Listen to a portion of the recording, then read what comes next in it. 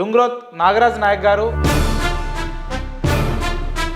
మీ జీవితంలో ఇప్పటివరకు ఎన్ని ట్రాన్స్ఫర్లు అయినాయి సార్? మహబాదే కొంచెం బాధ అనిపించింది. ఇప్పుడు వైన్స్లో దొరికే ఆల్కహాల్కి మనం పల్లెల్లో ప్రిపేర్ చేసే గుడంబాకి ఏంది సార్ వ్యత్యాసం? ఇది ఏమైందంటే యాక్చువల్గా వాడిని అరెస్ట్ చేస్తే కూడా ఏదైనా కేసులో వాడు చేసే దారుణాల కంటే గోడలు గీకటం. ఓకే,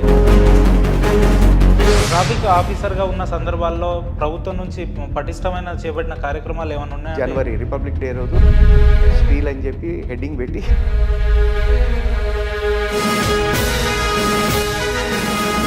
వెళ్తున్నాడు అంటే ఒక 10-15 మినిట్స్ సాధారణ ప్రజలను ఆపుతుంటారు కదా సార్, దానికి సంబంధించిన పరిష్కారం ఏమో వెతుక్కునే ప్రయత్నం చేయలేదు. ఇంట్లో మనం 2-3 అంశాలు కలిగించాలి.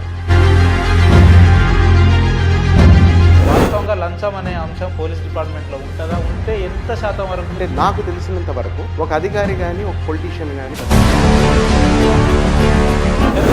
చెప్పండి సార్, మీరు ఎస్ఐగా చార్జ్ తీసుకున్నప్పుడు ఉన్న పరిస్థితులు, ఈ రోజు మీరు ఎస్పీగా ఉన్నారు కదా, ఈ రోజు కూడా పోలీస్ డిపార్ట్మెంట్లో అదే పరిస్థితులు ఉన్నాయి సార్? లేదు, టు బి ఫ్రాంక్. పోలీసులు అని అంటే రక్షక భటులు కాదు, రాజకీయ నాయకులకు బంటులు పోలీసుల ప్రధాన లక్ష్యంగా మారింది. 5 ఏళ్ల కోసం వచ్చిన రాజకీయ నాయకుల కోసం మీరు మారిపోవాల్సినంత అవసరం ఉంది. ఎథిక్స్, పాలిటిక్స్, రాజకీయము, ఎజెండా, ప్రభుత్వము ఇవన్నీ మనం మాట్లాడే స్థితి సొసైటీలో లేం. మనం అర్థమైందా? సర్వీస్ చెప్పగలుగుతారా సార్? ఇన్నేళ్ల మీ సర్వీస్లో ₹1 కూడా నేను లంచం తీసుకోలేదు లేదా అవినీతి చేయలేదని నాకు ఇవ్వాలంటే ఒక సొంత ఇల్లు కూడా లేదు. కొంచెం ఆలోచించి చెప్పండి. నేను కరెక్టే చెప్తాను. సొంత ఇల్లు లేదన్నారు.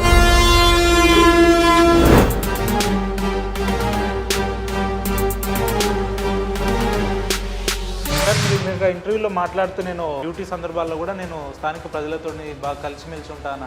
వాళ్ళ సమస్యల్ని మీ సమస్యలుగా భావించి దాన్ని పరిష్కరించే మార్గం మీరు వెతుక్కోవడం, ఇదంతా ఎందుకు సార్? మీకు ఆ ఆలోచన ఎందుకు వస్తుంది? నాకెందుకు అది మంచిగా అనిపిస్తుంది. ఇక్కడ చేసినా కూడా ఉద్యోగము. ఎస్పీ నాగరాజ్ సార్ ఎప్పుడు రాజకీయాల్లోకి రాబోతున్నాడు? సర్పంచ్ స్థాయి వ్యక్తి గెలవాలంటే 30-40 లక్షలు ఖర్చు పెట్టాలి. అటువంటిది మీరు ఎంపీగా నిలబడదాం అంటారు. అంటే ఇది తెలుసుకొని దీంట్లో మనం ఇట్లనే ఉండాలి అనుకొని రావాలా ఏంటి? అనుకోకుండా రాలేమా? ఇదివరకే ప్రయత్నించి విఫలమైన ఇంటెలెక్చువల్స్ని మీరు మర్చిపోయినట్టున్నారు. నీతి, ధర్మం, న్యాయం అని చెప్పిన అనేక మంది ఆఫీసర్లనే పక్కన పెట్టారు కదా సార్. ప్రతి బాటని ఎంచుకునే వ్యక్తులు వస్తూనే ఉంటారు. ఇప్పుడు మీరు టికెట్ కోసం ప్రయత్నిస్తున్న సందర్భంలో మీకు ఎప్పుడన్నా అనిపించలేదా, నా పేరు నాగరాజు నాయక్ కాబట్టి నేను ఇంత ఇబ్బంది పడాల్సి వస్తుంది? అదే ఎట్లయితుంది అట్లా? సర్వీస్ అయిపోయినప్పటికి కూడా పాలిటిక్స్ రూపంగానో ఇంకేదో రూపంగా ప్రజలకు సర్వీస్ చేస్తూనే ఉండాలి అని ఎందుకు అంటే ఈ బుద్ధి అట్లాంటిది.